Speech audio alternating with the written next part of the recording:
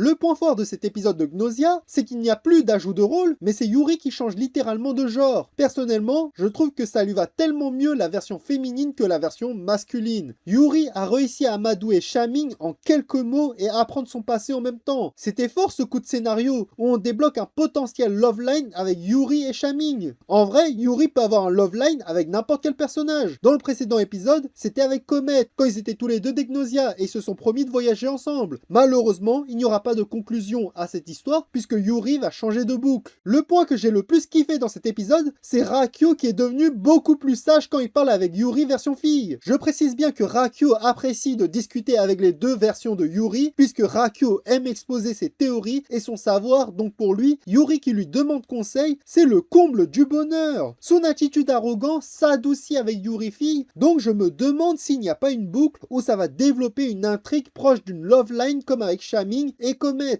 En vrai, Rakyo est tellement bon que s'il voyageait à travers les boucles, il kifferait sa vie à développer des théories ou à prédire chaque situation à l'avance juste pour prouver qu'il est le meilleur. Voilà tout ce que j'ai à dire sur cet épisode et je vous dis à la prochaine.